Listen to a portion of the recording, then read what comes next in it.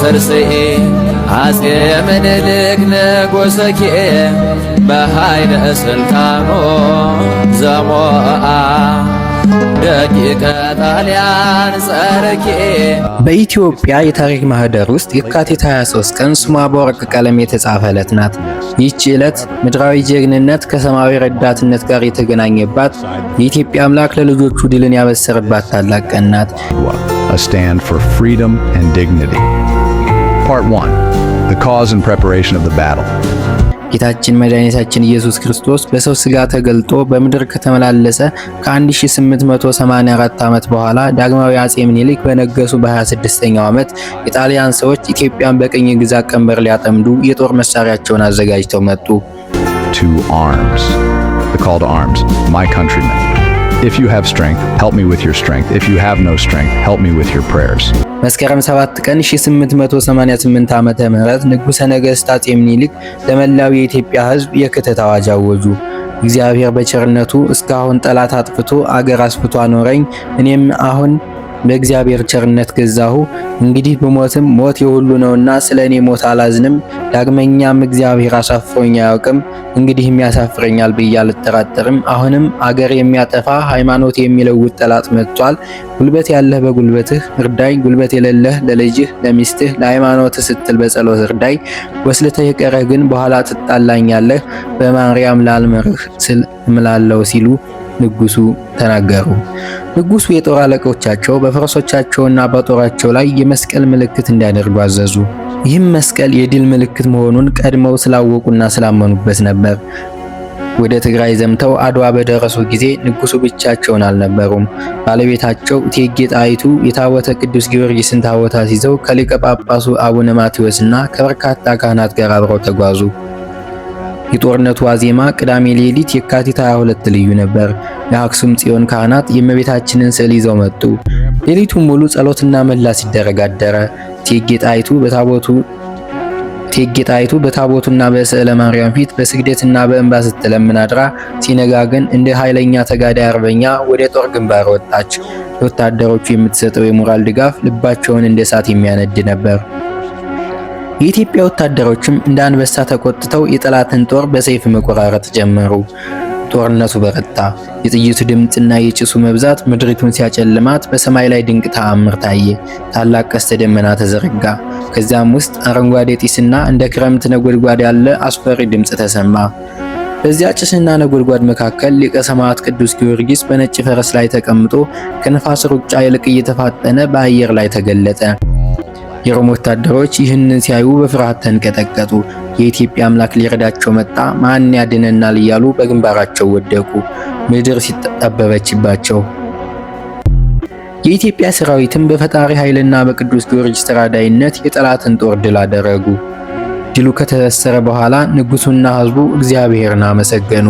የሮማውያንን ኃይል ቀጥቅጦ ያጠፋ፣ ሰረገሎቻቸውን የሰባበረ እግዚአብሔር ይመስገን እያሉ ዘመሩ። The victory of black people. በሊቀ ሰማዕቱ ቅዱስ ጊዮርጊስ ረዳትነት ኢትዮጵያ ለ40 ዓመታት የሚቆይ የሰላም ዘመን አገኘች። ዳግማዊ አፄ ምኒልክም ከአድዋ ሲመለሱ ለውለታው መታሰቢያ ይሆን ዘንድ በአዲስ አበባ ከተማ ውብ ቤተ ክርስቲያን አሰሩ። አድዋ የሰው ጉልበት ብቻ ሳይሆን የእግዚአብሔር ኃይል የታየበት የታቦተ ጊዮርጊስና የስዕለ ማርያም ረዳትነት ያልተለየው ታላቅ ድል ነው። ዛሬም የቅዱስ ጊዮርጊስ አምላክ ኢትዮጵያንና ሕዝቧን ይጠብቅ እስከ ዘላለሙ ድረስ አሜን።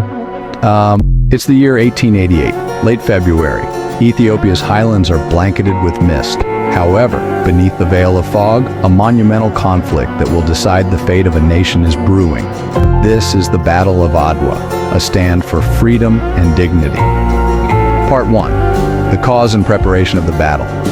The Italian colonial force arrived with the intention of subjugating Ethiopia through diplomatic manipulation and brute force. However, Emperor Menelik II declared, "I will not deliver my country's boundary," thus issuing a call to arms. The call to arms, my countrymen.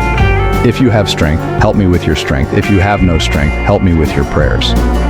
Preparation. People from north to south, east to west, united like a single heart, speaking as one. Empress Tetu Betel led the women's contribution in preparing food and morale-boosting efforts. February 29, 1888. The Italian generals are plagued by logistical and supply issues. General Baratieri, under the mistaken impression that the Ethiopians are demoralized, ordered an attack. However, the Ethiopian soldiers and warriors were closely monitoring every enemy movement. As the night was about to break, at 11 in the morning, the drums of war started to beat. Adwa was awakened. The battle unfolded in three major fronts. The left front, General Albertoni's front, Ras Alula Aba Nega, anticipated the enemy's arrival. The command for a word was Kagiven. Forces of Ras Makon and Ras Mikhail and Ras Mengisha charged like lions. The central front, Emperor Menelik and Empress Tedu prayed before the holy tablet of St. George and entered the battlefield. The Royal Guard crushed the Italian line. Empress Tetu's mission.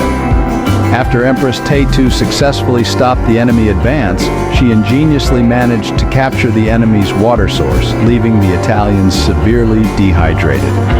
The sight, the cannons and rifles have veiled the sky. "George! George!" The victory cry of the Ethiopians echoes through the mountains. The Italian forces were shattered by the strength, courage, and determination of the Ethiopians. Their generals were killed, the rest fled in panic. As the sun began to set, the field of Adwa was filled with songs of victory.